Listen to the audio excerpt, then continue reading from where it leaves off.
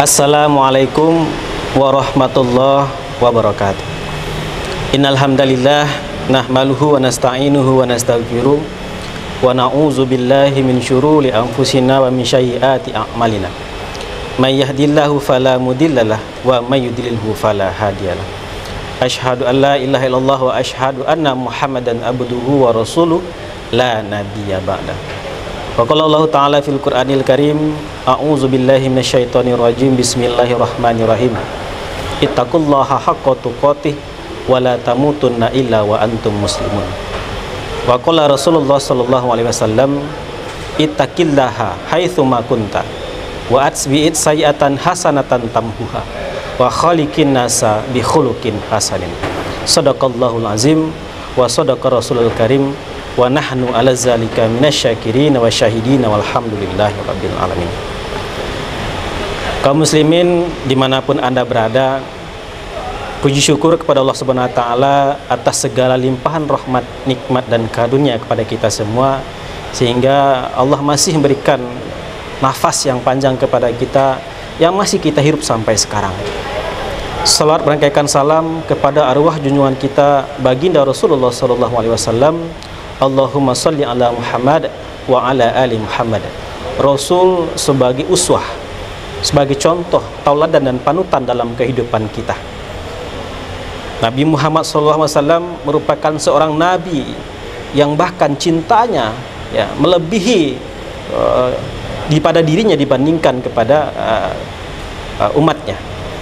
Bahkan Rasulullah mengatakan, anna lakum bimanzilati biwalidi. Aku dengan kamu ibaratkan seperti aku dengan anak dengan orang tuanya. Nah, bagaimana anak dengan orang tuanya? Kasih sayang melampaui bahkan cintanya kepada dirinya. Kalau misalnya kita melakukan dosa, maka Rasulullah yang minta ampun kepada Allah Subhanahu wa Ta'ala. Dan sebaliknya, jika kita melakukan kebaikan, maka Rasul pun juga akan memuji kebaikan kita. Saudara-saudara, ibu-ibu, dimanapun anda berada, pesan takwa yang senantiasa kita dengarkan, bahkan di setiap Jumat sekali dalam seminggu, senantiasa kita dengarkan. Ketakwaan yang hakiki adalah kesadaran dalam hati kita bahwa totalitas kehidupan kita ini adalah bagaimana tunduk dan patuh atas perintah dan larangan Allah Subhanahu wa Ta'ala. Rasulullah SAW mengajarkan kepada kita ada dua pilar bagaimana kita menjaga keimanan dan ketakwaan kita kepada Allah Subhanahu wa Ta'ala. Seperti hadis yang saya sampaikan tadi, ittaqillaha haitsu ma kunta. Bertakwalah kamu dimanapun, dalam keadaan apapun, bagaimanapun keadaan kita, dimanapun kita sedang berada, lokasi kita, kehidupan kita, selalulah bertakwa kepada Allah Subhanahu wa Ta'ala dimanapun berada. Ittaqillaha haitsu ma kunta wa atbi'it sayi'atan hasanatan tamhuha. Dan seandainya ketika dalam proses kehidupan kita jatuh melakukan kesalahan, dosa atau kejelekan, maka segera barengi keburukan yang kita lakukan, dosa yang kita kerjakan dengan kebaikan. Wa khaliqin nasa bi khuluqin hasanin. Dan tidak cukup hanya dengan melakukan kebajikan kepada Allah Subhanahu wa Ta'ala, maka segera kita melakukan amal kebajikan, berbuat baik dengan perbuatan yang baik kepada umat manusia. Bapak, ibu-ibu, sidang kaum muslimin dimanapun anda berada, pada hadis ini Rasulullah mengajarkan kepada kita bagaimana cara menjaga keimanan dan ketakwaan kepada Allah Subhanahu wa Ta'ala. Yang pertama adalah selalu ingat tentang Allah Subhanahu wa Ta'ala. Dimanapun kita berada, dimanapun lokasi kita, sedang apapun kita, ingatlah selalu kepada Allah Subhanahu wa Ta'ala dalam kondisi apapun. Bagi orang yang selalu ingat kepada Allah Subhanahu wa Ta'ala, apapun yang dikerjakan, apapun yang diniatkan, itu selalu kontrol dalam hatinya bahwa ada Allah yang menyaksikan apa yang dia kerjakan. Nah, ini pilar yang pertama untuk menjaga ketakwaan kita kepada Allah Subhanahu wa Ta'ala. Nah, selanjutnya, bagaimana cara kita menjaga keimanan dan ketakwaan kita kepada Allah Subhanahu wa Ta'ala?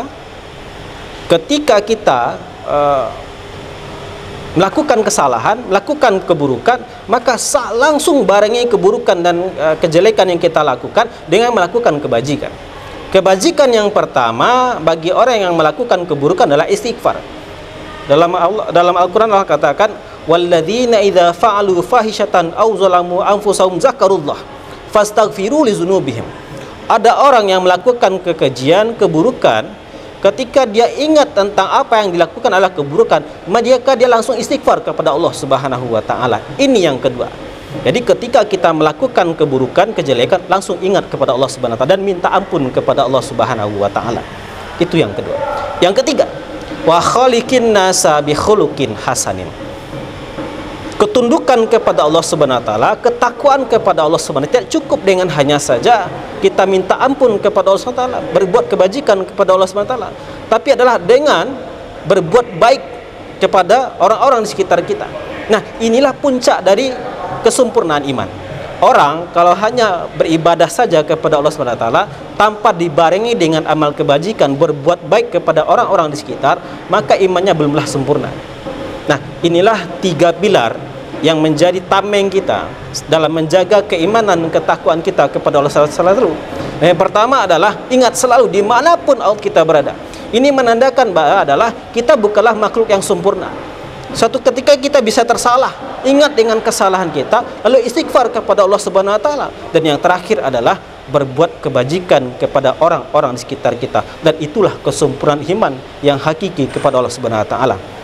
Bapak-bapak, ibu-ibu, dimanapun Anda berada, mari bahkan di dalam bulan puasa ini senantiasa kita tingkatkan keimanan, ketakwaan kita kepada Allah Subhanahu wa taala sampai nanti ajal menjemput kita. Itulah yang bisa kita banggakan di hadapan Allah, ketakwaan dan keimanan yang bisa kita harapkan dan kita perlihatkan nanti di depan Allah Subhanahu wa taala.